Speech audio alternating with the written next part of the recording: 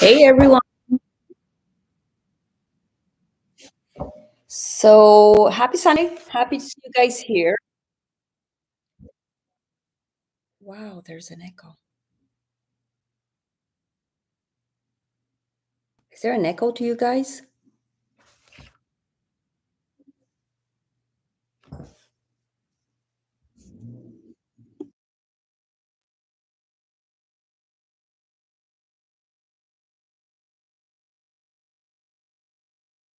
Echo. I'm trying again.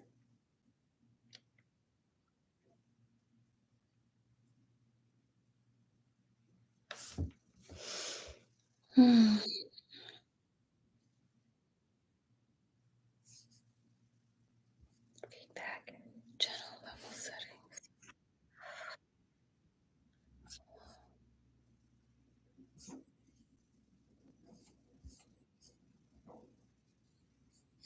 Can you guys tell me if there's an echo?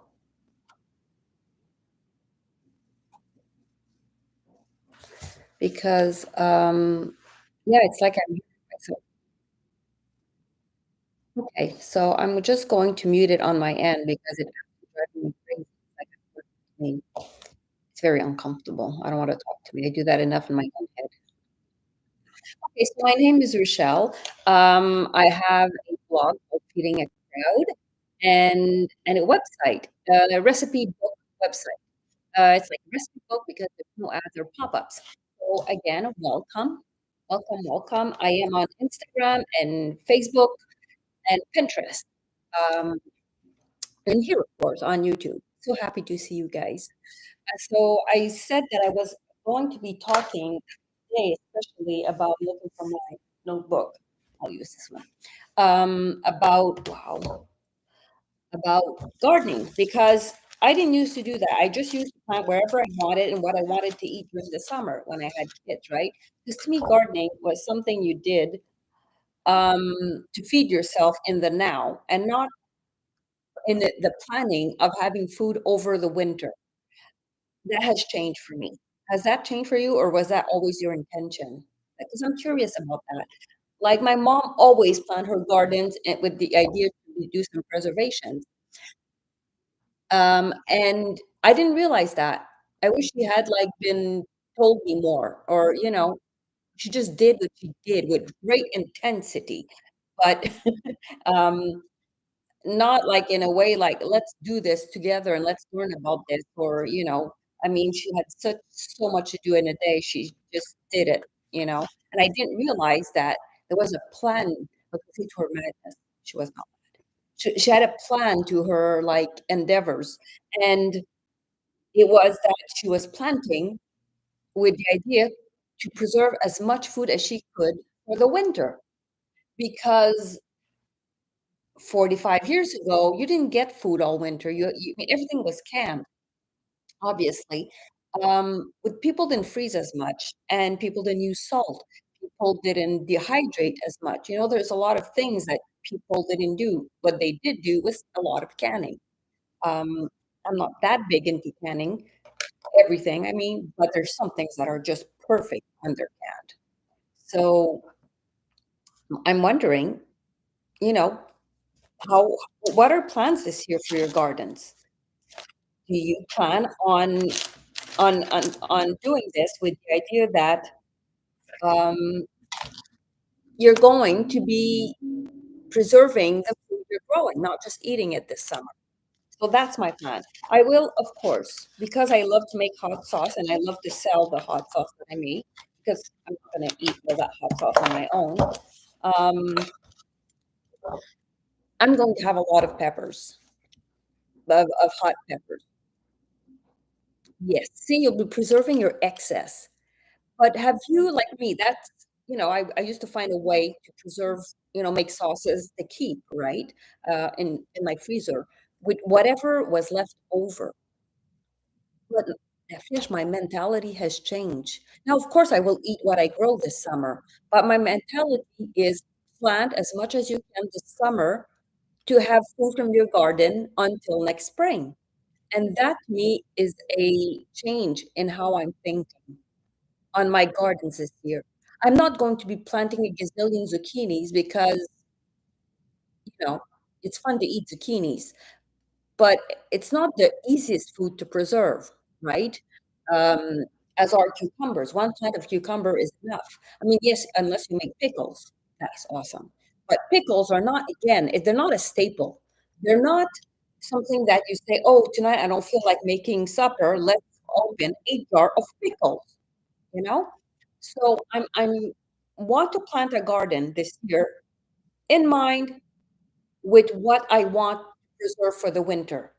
For me, it'll be tomatoes, peppers for the sauces, and for, well, yes, for like sauce concentrate, which I'm going to talk about later, how I make like a concentrate of, it's like making tomato paste, but you wouldn't call it tomato paste. It's what I think of as, it's thick and it's a concentrate. And you only add like a quarter cup or a few tablespoons to a soup, and it changes the whole, I would say DNA, but it changes the whole flavor of that sauce.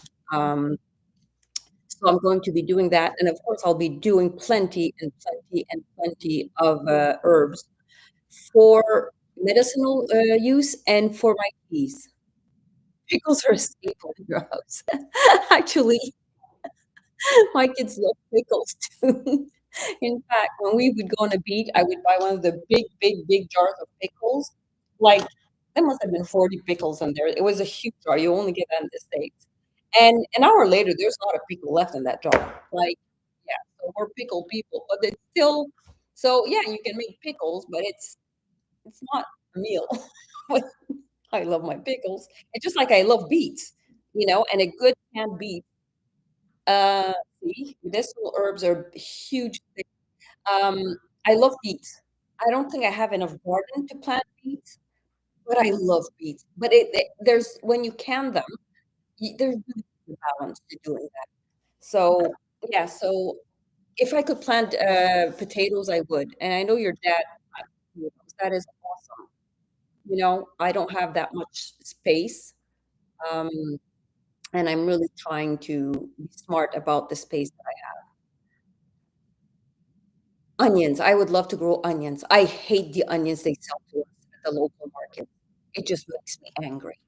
I think someone needs to give him a kick in the butt and tell him to stop doing that, selling us onions that are so old that not like in a bag now, there's at least 5 that aren't good or half mushroom and black, and sh I don't know how they get away with that. It means they have a surplus of onions. Well, how about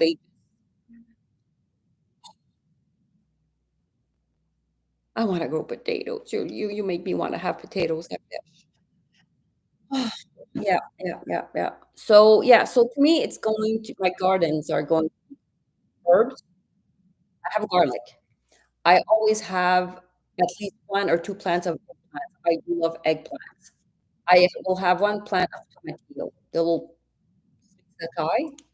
I'm not sure what their name is in English, and, um, hot peppers for my sauces, and herbs. Like herbs galore. I always plant at least 1 plant of pickle, like cucumber pickle, whatever that is, because the grandkids love that. Of course, the cherry tomatoes, same thing. I made my ketchup last year. Cherry tomatoes, when it works, you get hundreds of them, 1,000. So I made ketchup with mine. It made for delicious ketchup. So, no wasting there. So at least have 1 plant, but the rest, my kind of tomato, I like to have 1 for sandwiches. The rest, I like to have, like, orange or yellow too, because they apparently have less. Well, come to the chat. Please say hi so we can say hi, and, add me a thumbs up or a like. YouTube likes that, and then it sends out this link to other people out, and I might actually grow my subscriptions, which is the key to, getting more traffic to my website. Um, so I'm trying to grow this organically without buying people and buying subscriptions. So I have real people here and real people that care. So just say hi, please. I would really appreciate it. Yeah, so if I talk about gardening, then I go crazy. So I have I always have at least 4 kinds of tomatoes. If I had more gardens, I would probably not have that many more. I feel that Roma are still the best tomatoes for sauces and for preserving because they have so much less water in them. There's a nice thick flesh. They're very tasty. They're easy to grow. They're resistant to bugs because I never had to deal with that. And I'm telling you, I don't grow them in anything that special. So I love my Roma tomatoes. The plants can get as tall as me. So lots of tomatoes on a Roma plant. And so I'm getting that this year, like usual. I would like to have more tomato plants this year. So we'll see if I can find somewhere else to plant some. Convince a neighbor to give me a wall. Oh, that is an idea. See, now I'm thinking with my brain. Yep, yep, yep. I think I just spotted another place I could plant tomatoes. Because you know what? Plants love heat. If you can plant tomatoes against any kind of heat wall, be it a white wall, a cement wall, anything, like against anything. They love the heat because walls, cement walls and stuff, retain the heat during the day and then throw it back at the plant all night. And tomato plants love to be warm at night. They're all part of the nightshade family, as are eggplants and peppers, and they love to be hot all night.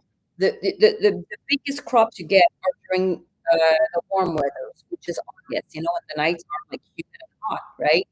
So if you can plant your tomatoes like in a space where there's during the night, and that's why they put the plastic over the roots, is so that there's more heat on the roots of those plants. They like to be warm.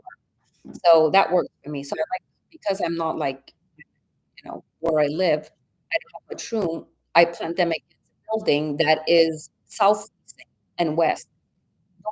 Tomato plants are just happy plants every day. So, you know, if you have different areas, find a space where it's like back to the tomatoes, you know, on the other side. Anyways, it works for me. So yeah, so those are my tomatoes. And then for the herb, I will do more lemon because that was too much fun.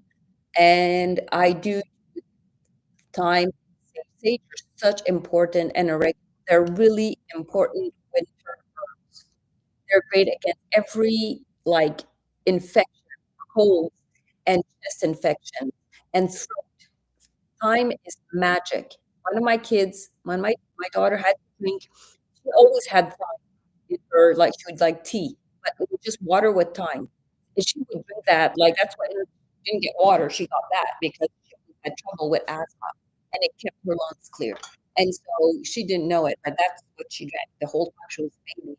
You know, it's just what she drank. She was just used to it because I didn't have to worry about you know problems with asthma. Oregano, as we all know, is one of the biggest antiseptic and herb there is. It's good for colds. It's good against infection. You make, you know, and you learn to make mixes that taste really good. You add a little bit of something. This year, I added dehydrated apple peel to my tea, and I had put a little bit of cinnamon on the peels, and then they dried, and they were nice and sweet. And then when you add them and you boil them, like you mix them, you know, with the herbs, it really adds a nice apple sweetness to the flavor, and how to pass it on to the kids. The kids more the cinnamon apple taste of it, and cinnamon for us. So, you know, sometimes I love my good herb teas, but my grandkids are here, might not like the sage so much. I put the apple, everyone's happy. That's my trick to getting kids herbal tea. Take my um, so yeah, so that's I think is what is gonna be and I do like to have a lemon thyme, not just a I like them all. And also they're very you have to rebreed them. They often regrow on their own. You know which one I'm really struggling with? Is rosemary. The seeds are not working on my 3rd try, so obviously the seeds that I bought this year are not working. I'm going to do that. Basil, lots and lots and lots of even though basil, I think the best way to do it is to Oh, dehydrate works. Um, Pesto, just make pesto in the fall, you know?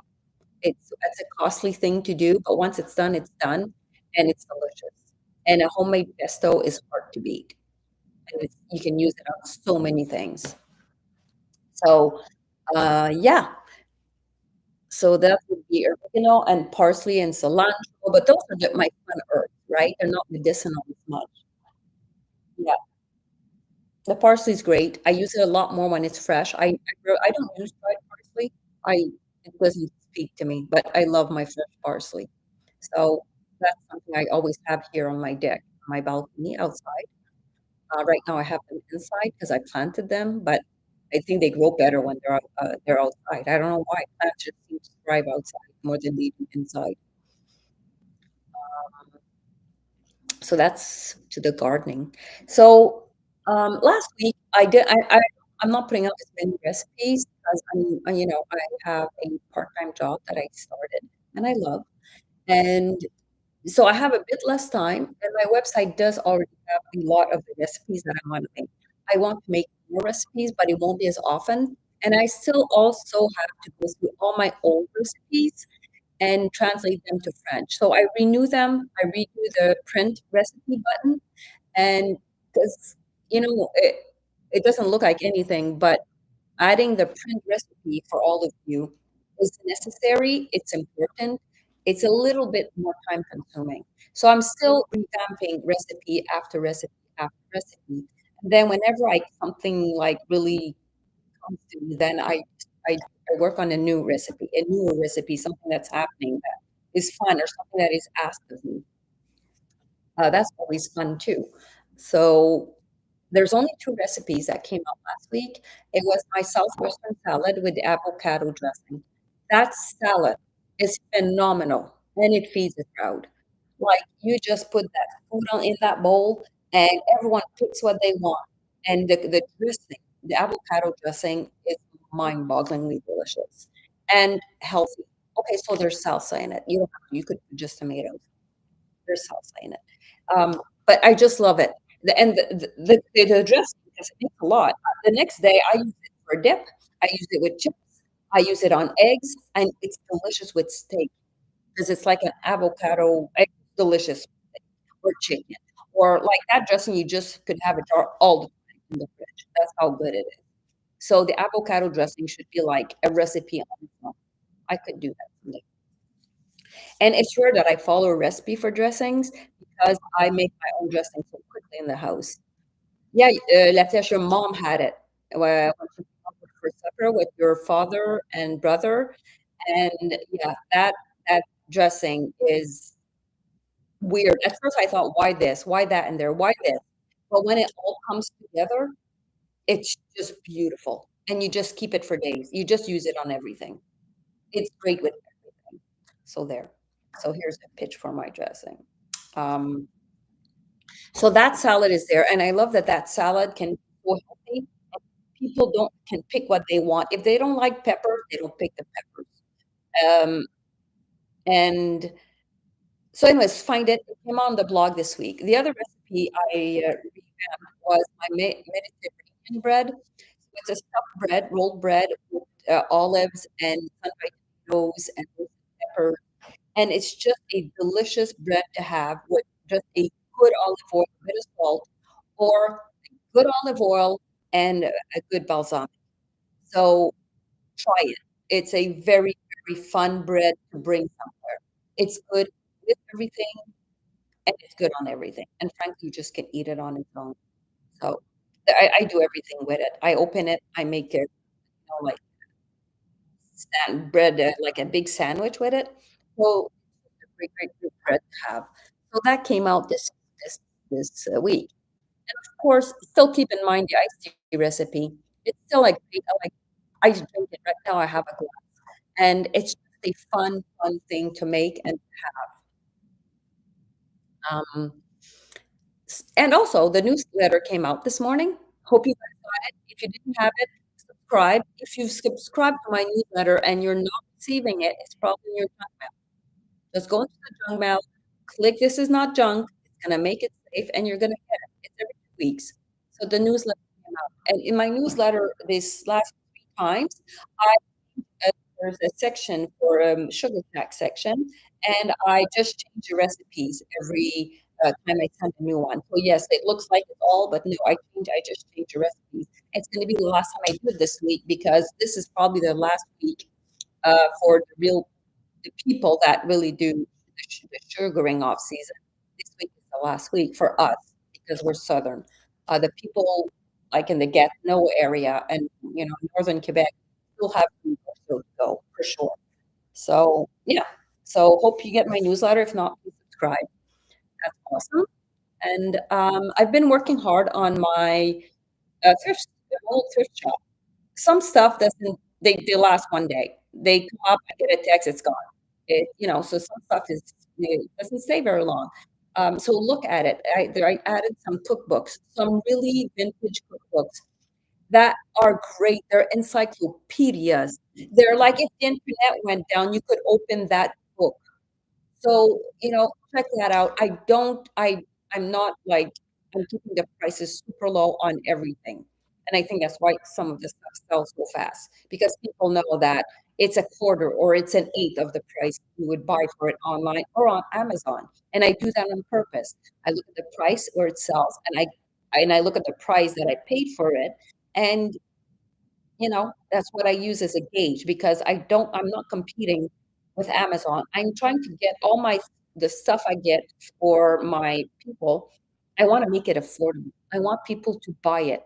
I know some collectors will end up buying some of it, but it's really to make it affordable for the younger generation, and I really believe that. So it's for you people. So, let me know, and if something's wrong with the website, let me know because I need to know. So that's um, and I had some really fun stuff. Um, I presented this a few weeks ago, and I've never used this. I think it's the cutest little. It's new. It doesn't have a scratch. Okay, so obviously someone got this and never ever ever used it. But I didn't know about this cute little thing, right? Teapot, whatever you want to call it. It's made to go directly on the stovetop. So people would make their coffee in this. This is like a 3 or 4 cup, and it's an instant coffee maker. I think this is so cool, and this one is new. Like, it's Corningware, it's made in Canada, and it says 6 portions, so it must be, like, 150. That's, like, tiny, tiny cups. So I would say 2 to 4. This is a great little for camping or whatever, but it's made to go directly on the fire. Who knew? So and I love, cake plates. I'm really lucky with cake plates. I realize people don't make angel food cake. It's my kid's favorite cake, so that's the recipe I will be doing. Because angel food cake is super easy to make. The cake is like angel, okay? Angel food cake. It's like eating clouds, like sweet clouds, and always have it with just whipped cream and berries. That's all you need in an angel food cake. But they don't fit in any of the standard cake holders. Well, look what I found. So this is an oversized cake platter. A normal cake platter is smaller. This one is a bit larger. It's super tall. So you could have like 3-layer cake in here instead of a 2-layer cake or an angel food cake in here. The platter that it comes in new, there's not even a scratch on it, is absolutely gorgeous. There's a few tiny, but it's like new. Sometimes I get these and because they were used a lot, they have more wear and tear. This is a perfect and it's super high. So for people that, like to have good layers, this is beautiful cake platter. There we go. I love to bring these platters anywhere because I don't have to worry about breaking the dough, right? So gorgeous thing. I have I have these bowls. Um, now I have 3 of them. Actually, they're not all the same, they're all different. I got them at all different times. They use no brand on it, but they're absolutely gorgeous. They're just white, vintage glassware, mixing bowls, and this one has a little spout. So cute. It probably went on a mixer. Usually, if there's this, because it went on a mixer years ago. They don't make white anymore. And this again is a pipe light. So cute. I like this is Pyrex. I don't I like don't forget everything is not expensive. So take a look at my crazy thrift shop, please. Um, and I only have a few minutes, and I was thinking about something that is close to my heart. Oh no, it's no trouble at all. Absolutely. Look, there's nothing. It was never used. It's one of the cutest things I've ever seen.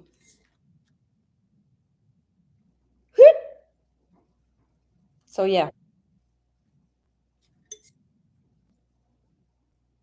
it's in great shape. I'm telling you, there's not one there is not a spoon.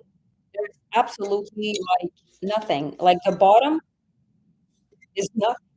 I blown away by the crazy good shape this is in, you know? So love that little thing. I remember my mom had a big one, but yeah, you know. Yeah, de nada. So, and then I was thinking about this woman, Wilbur, at Desert, right? I talked to her a lot and how she is inspired me to start cooking with this much background. She really was, and some people will tell you that, nieces and nephews included, right? Not for nothing that this book looks like this book. It's been used extensively. Um, and what I like about all her cooking, first of all, is José Di is a her was phenomenal. The cameras behind the show was phenomenal. Even to this day, I would watch a show and never ever be bored. She's just a beautiful person in and out, and she always made her guests shine. And she had all kinds of guests, and a lot of them were actors or actresses or other chefs, but she always made them shine. Um, and then I have this book from her. So there's soups, bouillon, garniture, accompagnement, right? And a lot of tricks. Everything looks delicious. She obviously still has the same style. What I like about everything that she does is that this is, I think, almost like a minestrone. It's that it's simple ingredients at their best. Her cooking is so pretty and simple and happy, and it's made to be that. I mean, You don't this is an English show, but let me read this, okay? So this is a ramen soup she's talking about. Un bol débordant de réconfort, une version végé ultra simple de la fameuse soupe ramen. Une infusion de shiitake et de gingembre très facile à improviser. C'est un service qu'on apprête à son goût. Au Japon, on l'accompagne d'une bière. On peut aussi opter pour une viande marinée, cuite à la dernière seconde pour nos amis amateurs de viande. So everything she does is beautiful and simple. Just like it's if you can get any of her books, you put them on the table and you just look at them.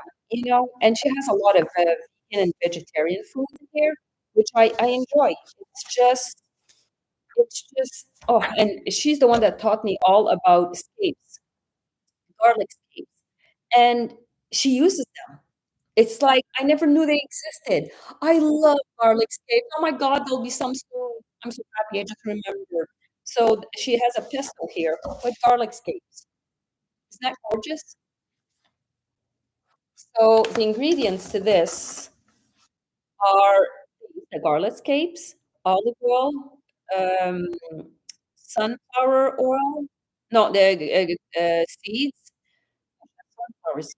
She's so interesting. Parmesan or grana padano, water, salt, and basil. A completely different kind of pesto. So it's garlic flour pesto. And you add a tablespoon of this to a soup. You add a tablespoon of this just on bread, like on a crostini. It just changes stuff. And that's what she taught me, is that you make a few good things and it changes the recipes. José says remains. my inspiration, and I wish more people knew about her. That she was easy to find on TV, on the television to watch, so you could stream her like we used. Sundays were like it was like going to church. At 5, we would sit down and watch José Di because we just wanted to know how she would inspire us for the next week. So that's my heart mon coup de cœur this week is, José Di. So anyone needs to be playing Chop? What's in your fridge? Today? I have no idea what I'm making for supper, but when I don't know, I make pasta. I just do. Last night, I was working on a bunch of stuff in the house. It was getting late, and I don't wanna eat late because it's not good for us. So, I had spinach, I had garlic. What else? I had leftover asparagus. I made a quick pasta, just spinach, garlic, asparagus, and I was happy. Just ate that for supper with, some hot, chili flakes. I was so happy. It just makes me happy. So what's in your fridge, La Flèche? Anything that you're frowning at in your fridge? That happens to me. You frown at it, you frown at it, you frown, eventually you throw it out. Better to use it, you know? And, I wish my camera didn't flip my life like that, 'cause I always look like I'm sort of stupid, but I'm just like, you know, I think I'm going like this, and I'm going like this. You have quinoa. Did you ever make Felicity's, quinoa salad? I didn't like quinoa until Felicity made that salad. She has a great quinoa broccoli salad, so simple, and it just makes it so nice, and of course, then you can just serve it, until there's no more left, right? You can also make risotto. You treat the quinoa as risotto. So you yeah, it's just phenomenal. You add the parmesan and the butter and, if you have mushrooms, you add the mushrooms. So it becomes a risotto that you serve as a bacon side instead of like a grainy, it's all nice and creamy. So you could do that. It's very fancy. Like, quinoa risotto is very fancy. Have them in restaurants, you pay the same price as you would a normal risotto. So, you can also do that with other grains. But, yeah. What I do, like, with my mon chanvre is I just add it to my, cream of, oats or whatever as an added bonus and more omegas. Wonder if you can do that with quinoa. I think Felicity just remains my queen of quinoa, and I let her do the awesome stuff with it.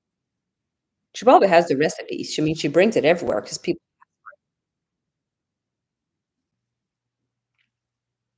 well, okay. And oh my god, time flies when you're having already been this long. Hey, thanks for coming. Please share me with your friends. Share me anywhere. Get this video off the ground, and, I'll work harder on new recipes, but still my old recipes are true and real and fun. So, if there's anything on my website, just thanks, Elefesh, for coming. I really do appreciate it. If there's anything you see on my website, if you have questions about it, if you want to make a different version of my recipe, let me know. I'm very easy to talk to and very easy to read. This is Rochelle. I wish you a most amazing day, and I'll see you very, very soon.